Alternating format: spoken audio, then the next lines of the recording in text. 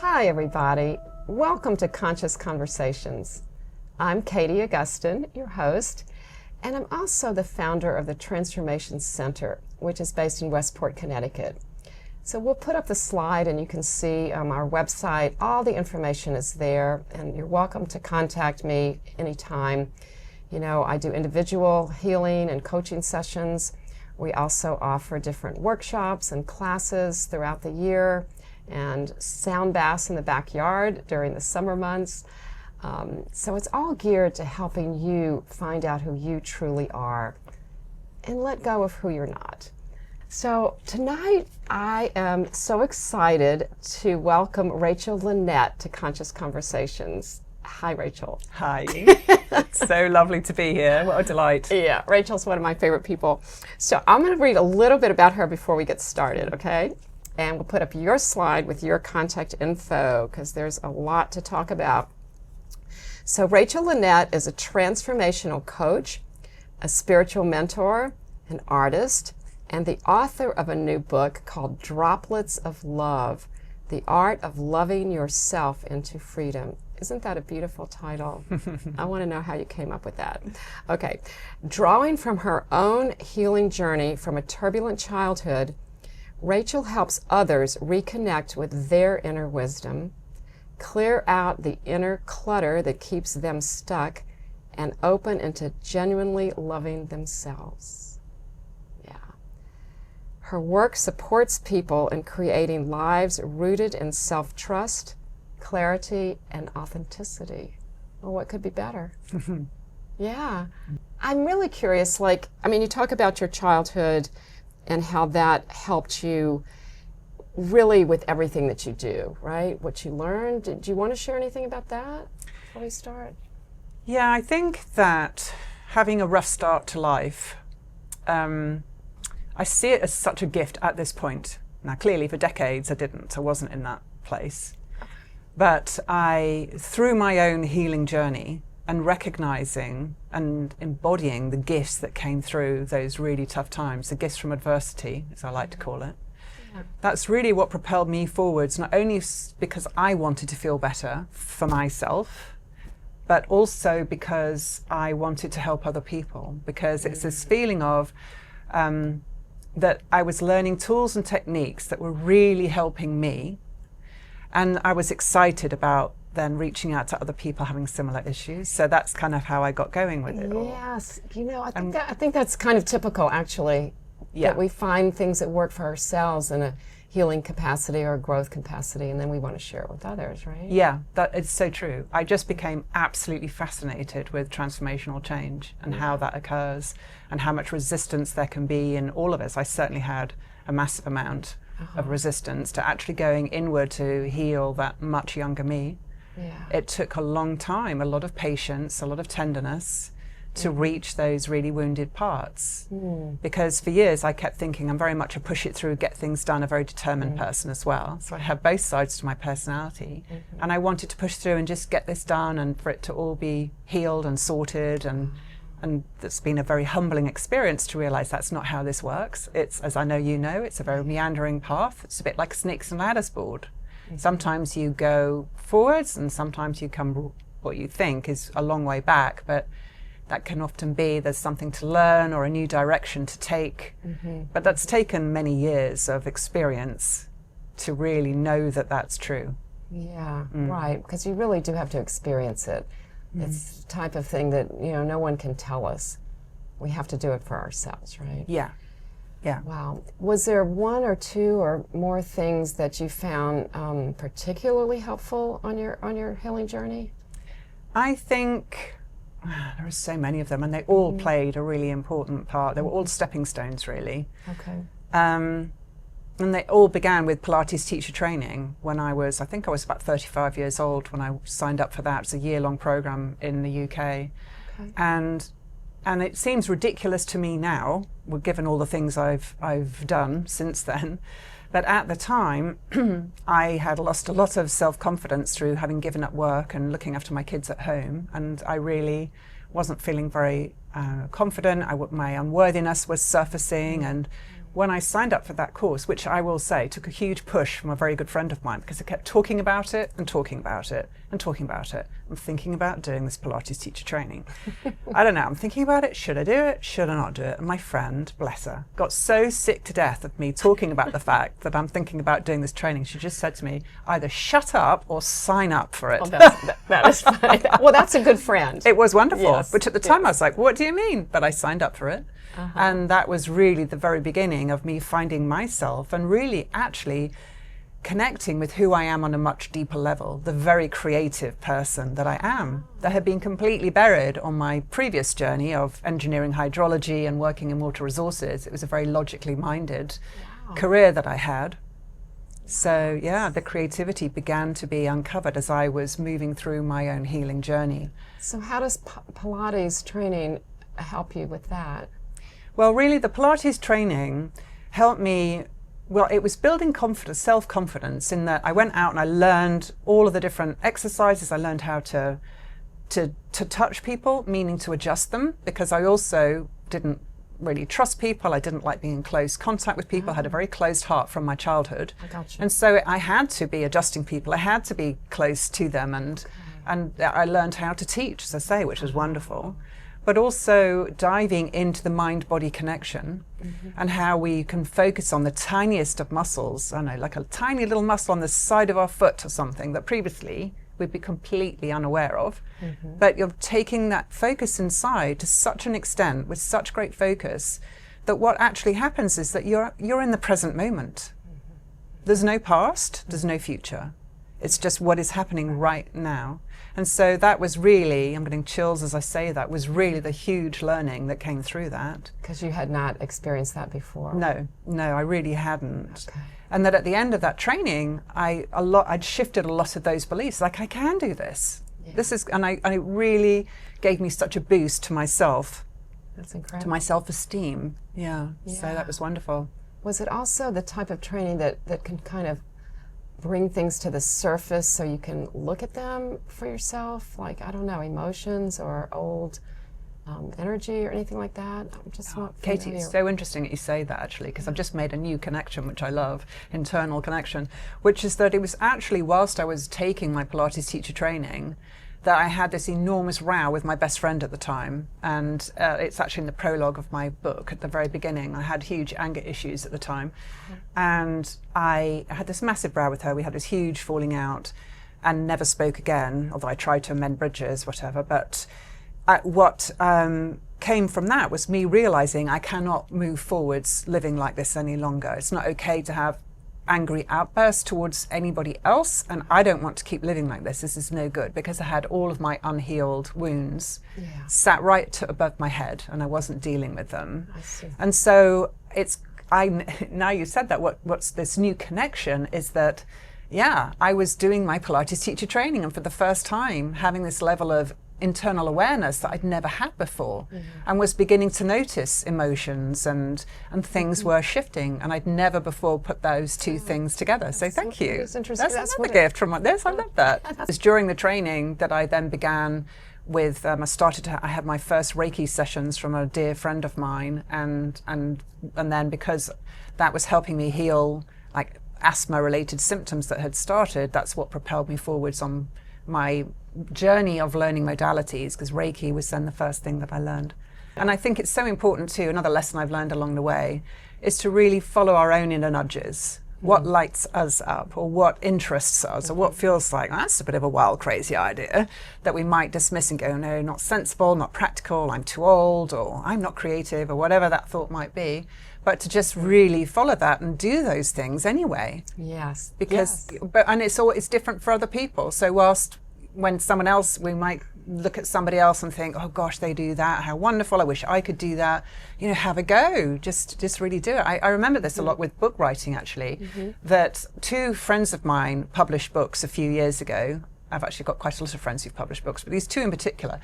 And it really triggered me. I felt quite angry in a way, and it was really strange, and I didn't really dive into it or own it, but I now know what that was. I've known for a long time. Is that it's because I actually wanted to write a book and bring it into creation, and I wasn't doing it. So the anger was at the frustration at yourself, me, at myself, for not stepping up and writing it. And I was kind of pushing that. There was this projection onto them. And so sometimes if we're noticing somebody doing something, we have a reaction to that. It may mean that, you know what, that's for you too. Right. There's so many opportunities, and there's so many circumstances where it's a mirror. So if we're getting triggered by something, then we need to find out what it is about that person that's in us, right? Yes. That's what my experience has been, for sure. And it's not something that I think most people aren't aware of. They just, it's their problem. Yeah. Yeah. It's a sort of an epidemic of looking outside of self and seeing it out there in other people. But I think, in fairness, though, our culture we're encouraged to do that, rather than to really look inward and to see that, well, where is that in me? We should teach this stuff in schools, right? To the kids, shouldn't we? Absolutely. It's like these simple things are just like, okay, where is that in me? And to be taking kind of real radical honesty, where is that in me? Because it can be very unpalatable. It can be very painful to see that these things are alive in us, and we could have been spending a lot of time and energy shoving it under the carpet and pretending it's not there. We don't want to look at it or admit that about ourselves. Right. Spend a lot of time and energy, and I think a lot of it is about the fear of being vulnerable. Because if you're going to look at yourself in that way, it takes vulnerability, because it's not just looking at yourself, but then it's also how it relates to someone else too. Yeah, I think so. And I think it's a hard thing to do without some form of support, whether that's reading books, or whether one listens to podcasts, or whatever that thing might be. Working one-to-one with somebody, like with you or with myself, because it's actually quite a tough path to follow by yourself without having somebody there guiding you, supporting you, reassuring you and nudging you when you need it. Yes, like your friend who told you to take the Pilates training. Exactly. Yeah, because I think, we have so many blind spots. It's really tough to see ourselves in that really authentic way. It takes time, it takes training, it takes practice. It does, and I think even with us, I don't know about you, can't speak for you, tell me where it sits with you, but for myself, although I now have a much greater awareness of what's going on inside of me, and I can usually spot things, it's not always immediately, sometimes it's after I've been triggered by something, and I'm like, oh, look at that, and I get the clarity, but there are also areas that are really big blind spots when I do need a coach myself, or a mentor myself, who just show me something. I'm like, I didn't even see that. It's like completely invisible. So it's really, I think, regardless of what stage you're at, on a, whatever we call it, an explorative journey, a path, we can come up with all those phrases, but it's helpful at any stage to have the sounding board and somebody mirroring it back. Yeah. No, I have a monthly call with a colleague who was my first teacher, actually. She's a mentor and now a colleague, and because we just talk, and it's like, oh, okay, because you can't necessarily see something.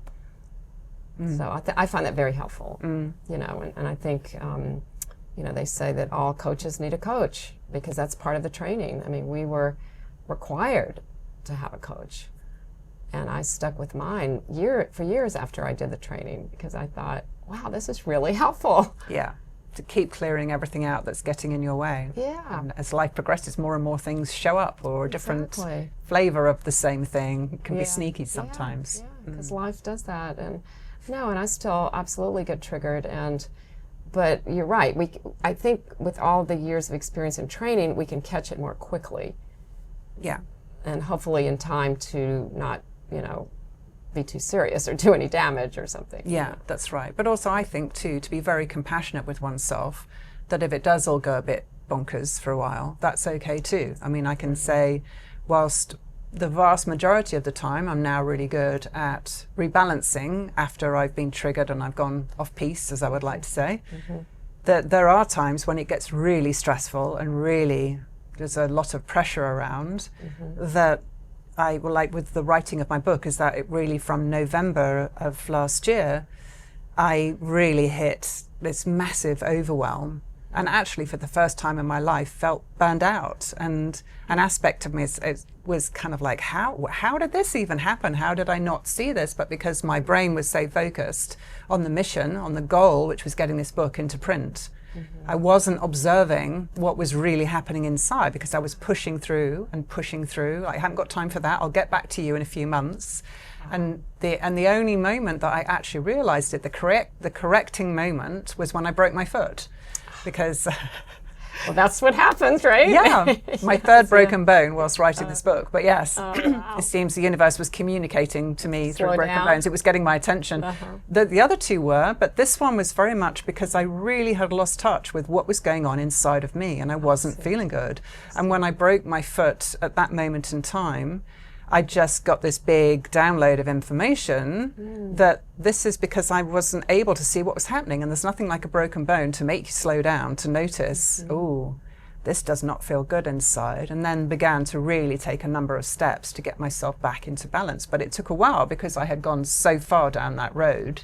And all the warning signals, because we get like, stop, hey, I think you should stop. And then like a final stop. But so you weren't I listening. ignored that and listening. ran out the back door and broke my foot because the dog was chasing a skunk. Yeah. Oh my word. Yes, it is very, very interesting. Yes. Well, I want to hear a little bit about the process of writing the book. Do you want to talk about that? Yeah, sure. Yeah. So how did you conceive it, and the title and all of that? How did that come about? Well, I knew I was going to write some books about 15 years ago, I think it was at this point. My guides were speaking to me during a healing session. And so, but then I had a go at writing it and it just wasn't kind of flowing. I was getting in my mind very much, and so I put it to one side, and I actually began writing again about 3.5 years ago. It just started to be something that was bubbling up, like get a big journal, start writing some stories from my healing journey.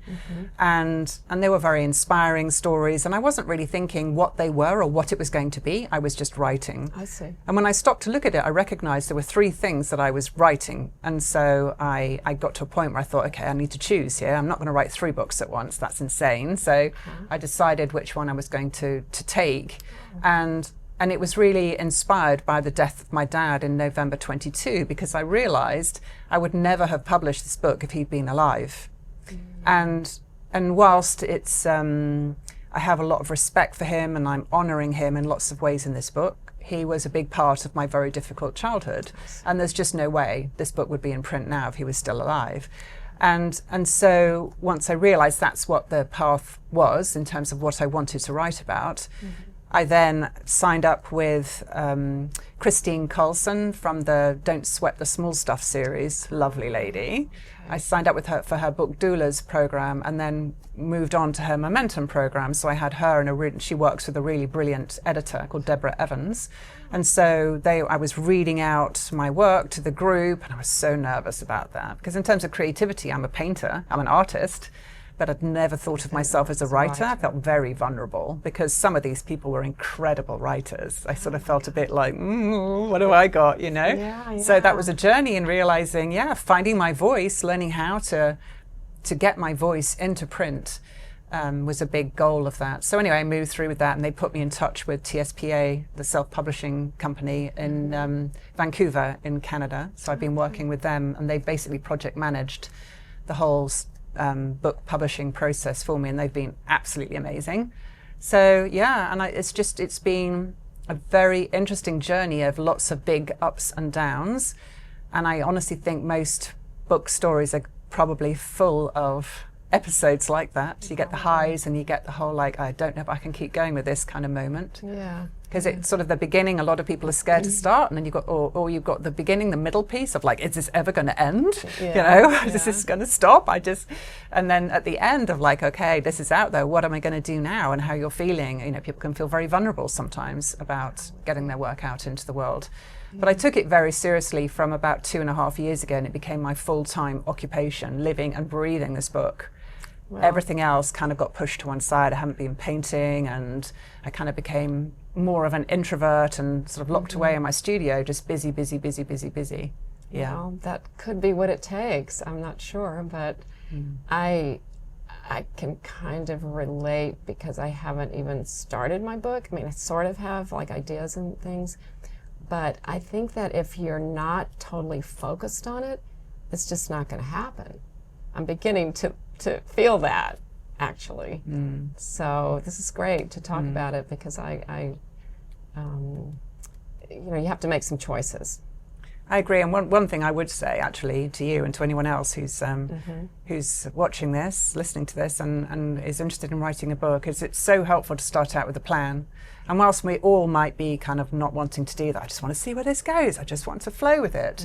You'll save yourself an awful lot of time and energy if you begin with your structure and your flow. And obviously you can adapt that and you can change that. Sure. But until you have the bones of it, you can really be wasting a lot of time writing in one direction. You're like, oh, not really that. So That makes sense. my really big suggestion to people is to begin with having this structure, and you really playing around with that and the theme of, well, where is this going and what's the arc of this book? Where are you taking the reader is really important. Because I mean, I don't know about you, but I've read a lot of books where I just lose interest about halfway through, 3/4 of the way. It sort of like fizzles out. It starts out strong. You're like, oh, this is great. This is like really, and you're like, oof, Doesn't go it just anywhere. doesn't go anywhere.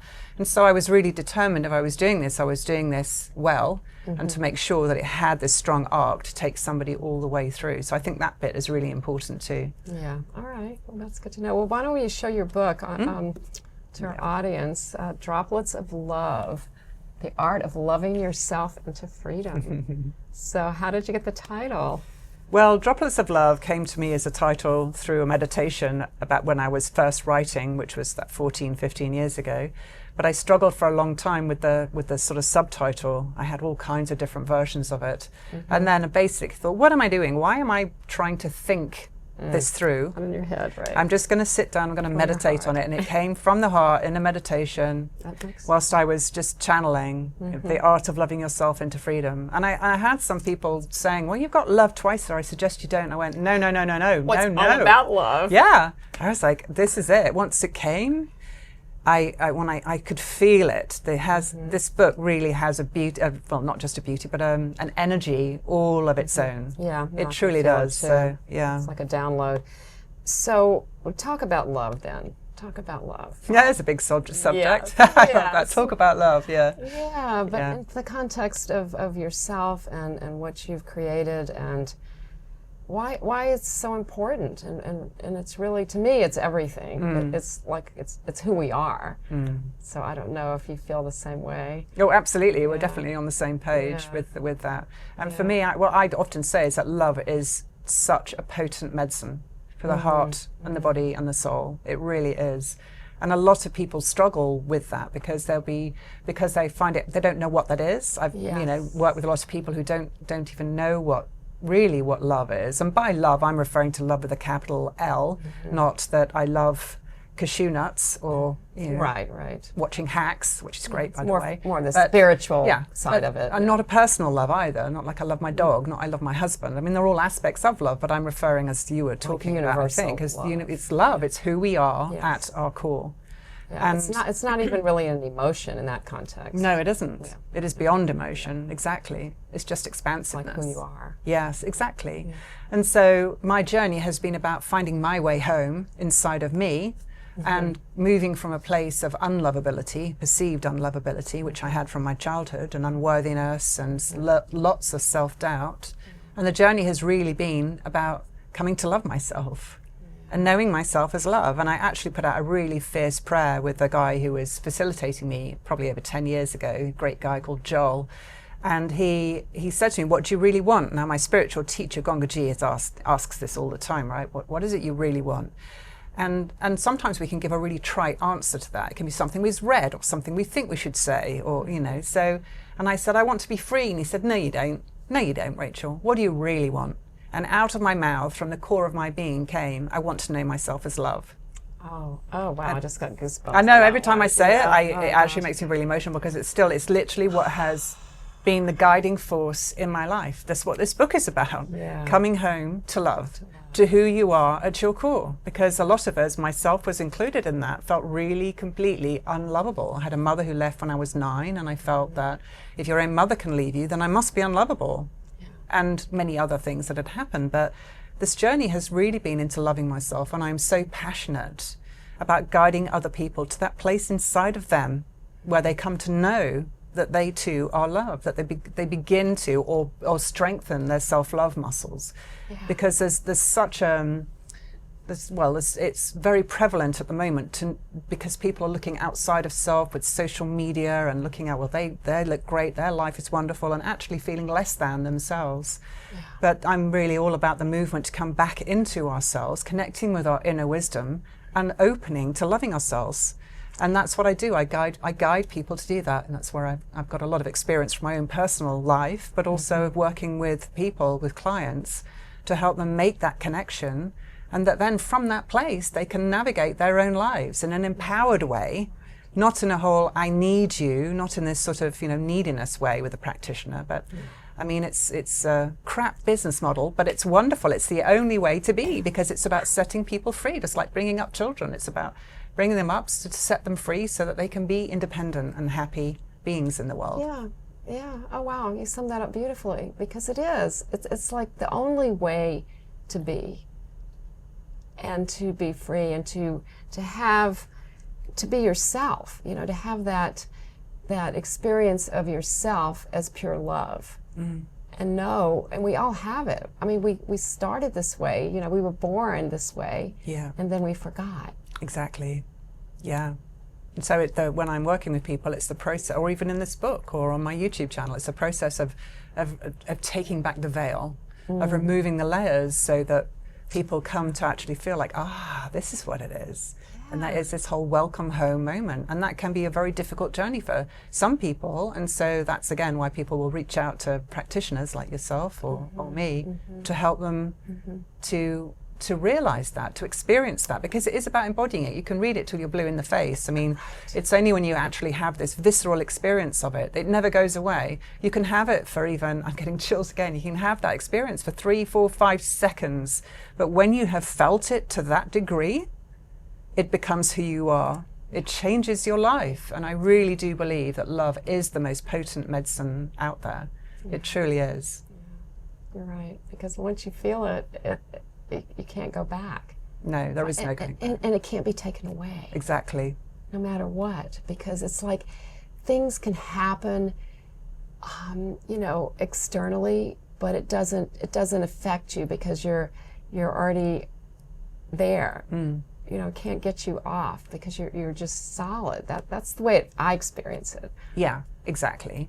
And as I say, sometimes the wind blows and you do get knocked off, you get knocked over, but it's like, hang on a minute, you stop and you're like, oh yeah, you remember. It's a remembering. It's a remembering. Isn't it? Of kind of like, or if there's a point on the path where we go, some stressful moment happens and we scoot off into unresourceful behavior rather than something that's healthy and good for us, it's like, remember there was a choice point. And it's not about beating ourselves up either, right? It's like, it's okay. We all make bad decisions sometimes to varying degrees of that, but it's fundamentally the same thing, is come back to the choice point and take some deep breaths. I'm like, okay, I have a choice. Even remembering I have a choice, because it becomes so automatic that we believe, I couldn't do anything about that. But if we rewind, it just happened, before I knew it, it was done. And sure, until we bring more awareness to the fact that there is a choice point, it does tend to be a runaway train. But when we know that, oh, hang on, I can come back and I can actually make a different decision. And it can feel uncomfortable for the first few times that we're doing that. But the more we do it, we're creating these new neural pathways within us, isn't it? It's like, not that, but this, not that, but this, not that, but this. But I always say, doing it with such kindness and gentleness, as if we're speaking to a very young child, which often we are. Our own inner children, right? We're going to have to wrap up in about another minute. Is there something that we didn't talk about? that you want to share? that we haven't One talked quick about? thing I think is that I've got some guided visualizations that I've included in my book, in Droplets of Love, and I realized that it's very hard to do them whilst you're reading them, so I recorded them, and they are on my website, and I've called it Droplets of Love in Practice. Let's put up your slide one more time, because that has your website on it. Okay, yeah, great. Yeah, and so people can just So people can sign up. listen to it. Yeah, there's a link on there, there's a book page, and there's a link on it to start listening to that. Yes, because I decided that it's a great way for them people to, with my voice, taking them through those visualizations. Great idea. Yeah, thank you. Thank you for sharing that. You're very welcome, and thank you for having me on today. This has been a blast. I've really enjoyed it. Really, Thank you. it's really great to see you, and I just love everything that you've done, and you're going to help me with my book too. So. I am indeed, yes. Oh man, and thank you so much for being a viewer today on Conscious Conversations. Thank you to the library for hosting us, Verso Studios. All right, take care. Bye-bye. Namaste. Goodbye.